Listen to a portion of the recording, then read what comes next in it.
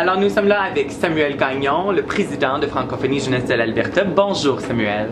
Bonjour, Casey. Comment ça va? Ah, ça va toujours bien, toi? Excellent. Alors, aujourd'hui, tu vas nous faire ton rapport du président. Qu'est-ce que tu as à dire sur l'année de FJA?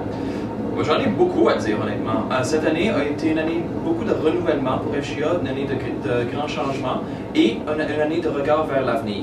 On a reçu, lors du dernier GOAGA, l'année passée, plusieurs mandats.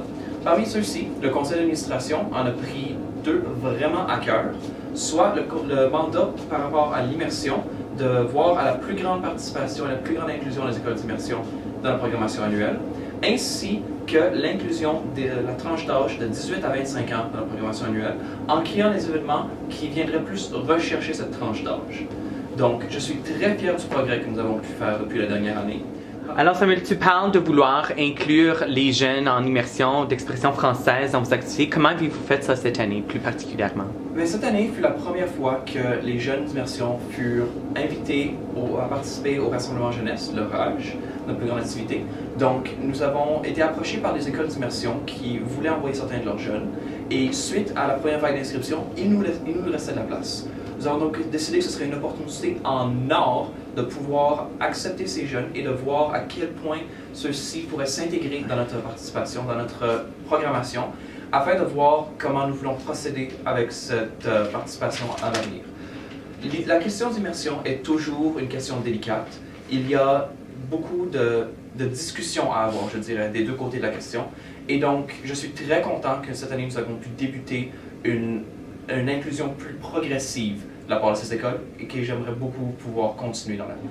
Alors, tu as parlé de l'immersion et de ces jeunes-là qui s'impliquent dans les activités. Y a-t-il d'autres activités de la programmation annuelle qui ont été excitantes pour FJA? Oui, on a eu plusieurs grands succès cette année. Le Parlement franco-canadien du Nord et de l'Ouest, ou le PFCNO, s'est passé à Edmonton cette année, en novembre 2013. Et cet événement, qui change de province d'année en année, qui se promène partout dans les 4 provinces de l'Ouest, ainsi que dans les 3 territoires, rassemble des jeunes de toutes ces régions-là afin de prendre une simulation parlementaire ensemble, de vraiment pouvoir permettre aux jeunes de, je dirais, rencontrer des jeunes de d'autres communautés, de d'autres milieux francophones hors de l'Alberta. Je dirais que cette année, la participation à la législature albertaine fut une édition absolument phénoménale. Nous avons eu pour la première fois au PFCNO une participation très bien reçue des journalistes et des lobbyistes qui ont pris certains aspects que nous amenons dans nos propres parlements jeunesse, je pense au Parlement jeunesse de l'Alberta, et qui a été essayé et très bien apprécié lors du PFCNO. Et donc, je suis très fier de l'aboutissement de cet événement. Aussi, en plus du PFCNO et du RAJ, nous avons eu cette année 48 participants lors de nos stages de leadership.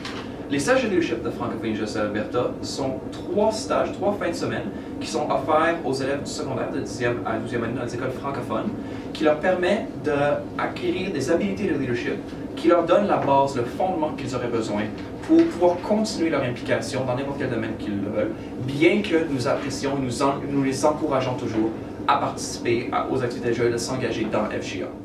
Le 3e stage de leadership est aussi une activité ouverte à tout notre membership qui est appelée le Parlement jeunesse de l'Alberta. Donc le Parlement jeunesse de l'Alberta 2013 fut, je l'espère, un très bon succès. Bien que le taux de participation ne fut pas aussi haut que les années précédentes, nous avons beaucoup révisé notre formule de promotion et nous espérons pouvoir améliorer ceci à l'avenir. J'aimerais dire que lors de l'édition précédente du PGA, lors de l'édition 2013, j'ai eu l'honneur d'être le très honorable Premier ministre de la Chambre, un honneur que je donne cette année à notre très cher secrétaire trésorier Colin Champagne. Bonne chance, Colin. Et j'ai été très content du niveau, de la qualité de débat que nous avons eu et surtout de la qualité de nos conférenciers. Nous avons eu l'honneur d'avoir pour la première fois l'honorable sénatrice Claudette Tardif, qui est venue en tant que notre lieutenant-gouverneur, et aussi d'avoir des conférences de grands noms tels que Léo Piquette, grand militant de la francophonie albertaine, et Larry Gagné, enseignant de sciences politiques au campus Saint-Jean. Donc, je crois en tout que l'événement fut un grand succès et qui a vraiment aidé à monter la barre de ce qu'on s'attend d'une simulation parlementaire. Donc, en tant que président d'un conseil d'administration, Samuel, toi, ton rôle, c'est de gérer des membres, gérer des bénévoles, guider ton CA dans la venue d'un organisme. Et on sait que Francophonie Jeunesse d'Alberta a une stabilité, ça va bien, ça va bon train. C'était quoi l'énergie au CA cette année? L'énergie était absolument fantastique. On avait dans le CA à la fois des nouveaux et des anciens, nous donnant une bonne balance et nous permettant vraiment d'aller chercher d'un peu partout des expériences. Bien que, étant composé majoritairement de personnes vivant à Edmonton, ceci a rendu quand même, je dirais, plus facile nos réunions et notre communication. Nous sommes allés rechercher des jeunes d'origine de partout en province. Nous avons notre très cher conseiller au secondaire, Martin Kreiner, qui représente son école à Jasper. Nous avons eu aussi Marie-Ève Bastien et Lisa Mallory, conseillère générale, qui représentaient Calgary. Nous avons aussi eu, pour la représentation d'autres régions, Colin Champagne, originaire de Saint-Paul.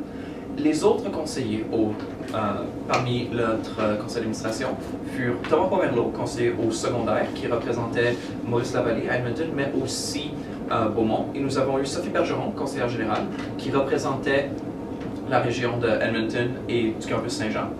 Nous avons aussi eu la chance d'avoir Caroline Kreiner comme ma très chère vice-présidente, sur qui, sans elle, je n'aurais probablement pas été capable d'avoir une aussi belle année, qui fut vraiment une partie essentielle de notre CA et que je tiens très sincèrement à remercier. Je tiens à remercier le CA en entier cette année pour leur engagement, leur participation à tous nos événements. J'ai vraiment été très choyé cette année d'avoir pu observer la participation de la part de CA qui avait vraiment les intérêts et l'avenir d'FGA à cœur.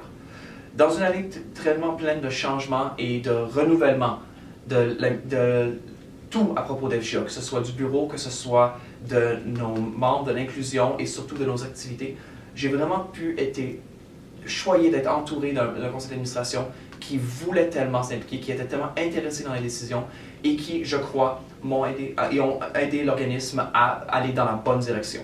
Je tiens donc tous à vous remercier, je vous aime tous et merci énormément pour votre travail. Qu'est-ce qu'on peut attendre de FGA dans l'avenir, Samuel? Parmi nos mandats qu'on a reçus au Guaga, j'ai déjà parlé du mandat sur l'immersion.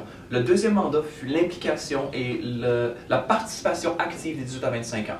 Cette tranche d'âge se sent souvent malheureusement un peu exclue de nos activités, puisque nos activités incluant les moins de 18 à 25 ans ne sont pas toujours le meilleur environnement pour encourager cette participation-là. Donc, nous sommes en train en ce moment de réviser certaines de nos politiques afin de mieux pouvoir accommoder cette participation et de mettre sur pied des événements qui, je dirais, viseraient spécifiquement cette tranche d'âge afin de créer des événements qui viennent rechercher ce qu'ils veulent, leurs besoins, leurs intérêts et, j'espère, leur participation vers FGA. Cette année, FGA aura le plaisir de pouvoir être représenté aux Jeux de la francophonie canadienne par la délégation albertaine d'Équipe Alberta. Notre très chère chef de mission, Sophie Nolette, a été capable de regrouper une équipe absolument fantastique. Je tiens particulièrement à remercier nos partenaires de recrutement communautaire, tous les membres d'Équipe Alberta et aussi nos partenaires de commandite. J'ai vraiment hâte de voir la participation de nos jeunes, j'ai vraiment hâte de voir les médailles qu'ils vont nous ramener, j'ai vraiment hâte de voir à quel point ils vont prouver que nous sommes Alberta Awesome.